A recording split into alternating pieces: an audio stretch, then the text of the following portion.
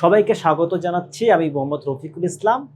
পাশ করি অ্যান্টিবায়োটিকে যুক্তিবিদ্যায়। এই যুক্তিবিদ্যার এই দ্বিতীয় পত্রে এখন আমরা আলোচনা করব কার্যকারণ বা কজেশনের প্রুফ নিয়ে। এটা কিভাবে হয়? বেসিক্যালি প্রত্যেকটা ঘটনার পিছনে একটা নির্দিষ্ট কারণ থাকে এবং কারণ এবং কার্যের ভিতরে একটা অনিবার্য সম্পর্ক বিদ্যমান থাকে। মানে আমার একটা ঘটনার পিছনে একটা কারণ থাকবে এবং ঘটনা এবং কারণের ভিতরে একটা ডিরেক্ট সম্পর্ক থাকবে। এটাকে বলতেছেন কজেশন বা কার্যকারণ সম্পর্ক। জেমস মিল এই জায়গাতে যে কথাটা বলছে, যে ঘটনা শুরু আছে তার অবশ্যই একটা কারণ আছে। এটাকে বলা হয় কি, এটা হচ্ছে বেসিক্যালি একটা উক্তি, মানে যার শুরু আছে তার একটা কারণ থাকবে, কারণ ছাড়া শুরু হওয়া সম্ভব না। আলেকজান্ডার ভেইন ইনি বলেন যে এটি এমন এক সুনিশ্চিত সম্পর্ক যেখানে কারণের উপস্থিতি কার্যকে নিশ্চিত করে এবং অনুপস্থিতি কার্যকে রোধ করে। হ্যাঁ, এটা হচ্ছে আমার বেইনের বক্তব্য। তা আমি প্রথমে হচ্ছে কার্যকরণের নীতি এবং এখানে হচ্ছে মিল এবং আলেকজান্ডারের বক্তব্যটা বোঝার চেষ্টা করলাম। তো এই জায়গাতে যদি আমরা দেখি যে মিল এখানে একটা পরীক্ষার কথা বলছে, পরীক্ষাত্মক পদ্ধতির কথা বলছে। মিল কার্যকর নির্ণয় করার জন্য 5টি পরীক্ষাত্মক পদ্ধতি প্রদান করে, যে 5টি পরীক্ষারে বলা হয় মিলের পদ্ধতি বা মিলস মেথড। মিলস মেথডের ভিতরে প্রথম হচ্ছে এগ্রিমেন্ট বা অনৈ, নিরীক্ষণ বা ডিফারেন্স, মানে এই বিষয়গুলোর উপরে এই পদ্ধতিগুলা কাজ করে। এবং এক্ষেত্রে আরো বেশি কিছু পদ্ধতি আছে, যেমন যৌথ অন্বয়ী, ব্যতিরেকে, সহপরিবর্তন এবং রেসিডুয়ালস বা অবশিষ্ট। এখন যদি আমরা একটু ঐতিহাসিক বিবর্তনের দিকে তাকাই, এরিস্টটল হচ্ছে কারণকে 4 ভাগে ভাগ করে।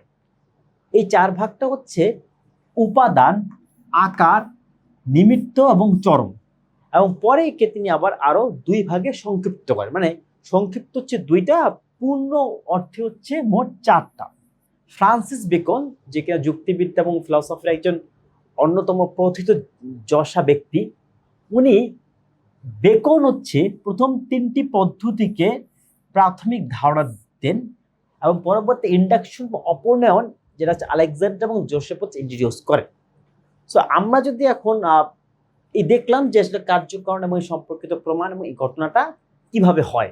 এখন আমাদের যেহেতু সামনে পরীক্ষা আছে, পরীক্ষা আসলে এখান থেকে করে এমসিকিউ গুলা আসতে পারে। পরীক্ষার ক্ষেত্রে যে এমসিকিউ গুলো আমরা এক্সপেক্ট করতে পারি সেটা হচ্ছে আসলে কার্যকরণ কি জিনিস। সেকেন্ড হচ্ছে জেমস এমিলের উক্তি কোনটা। উক্তিটা হচ্ছে যে ঘটনা শুরু আছে তার অবশ্যই একটি কারণ আছে। এবং এক্ষেত্রে আলেকজান্ডার ভেইনের উক্তিটাও ইম্পর্টেন্ট, যে আলেকজান্ডার ভেইন এই কার্যকরণ সম্পর্কে কোন মত দিয়েছেন বা কি বলেছেন। তিনি বলছেন যে এটি এমন এক সুনিশ্চিত সম্পর্ক যেখানে কারণের উপস্থিতি কার্যকে নিশ্চিত করে এবং অনুপস্থিতি কার্যকে রোধ করে। এখন যদি আমরা এই পাশের এমসিকিউতে দেখি, সেখানে প্রথম এমসিকিউ হচ্ছে জেমস মিল হচ্ছে কয়টি পদ্ধতির কথা বলেছেন এবং কিছু পদ্ধতির নাম। এখানে এইটাই হচ্ছে সবচেয়ে গুরুত্বপূর্ণ বা একমাত্র ইম্পর্টেন্ট একটা এমসিকিউ যা আমরা পরীক্ষায় প্রত্যাশা করতে পারি।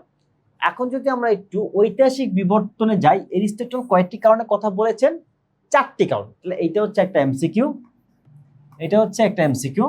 এবং ফ্রান্সিস বেকন হচ্ছে কয়টি ধারণা দেন? এইটা একটা এমসিকিউ, তিনি ধারণা দেন 3টি। তো বেসিক্যালি আমরা এই যে কার্যকরণের জায়গা থেকে আমরা এই এমসিকিউ গুলো এক্সপেক্ট করতে পারি। এখন আমরা কি করব? এখন আমরা হচ্ছে দেখব একটা সুপার এমসিকিউ।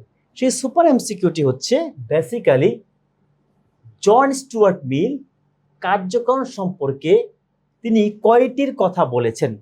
বেসিক্যালি জন স্টুয়ার্ট মিল আমরা জানি তারা হচ্ছে 5টি কথা বলেছেন, যে 5টি হচ্ছে অন্বয়ী, ব্যতিরেকে, যৌথ অন্বয়ী, ব্যতিরেকে, সহপরিবর্তন এবং অবশিষ্ট বা রেসিডুয়াল। সো এই জায়গা থেকে আমরা একটা সুপার এমসিকিউ দেখলাম।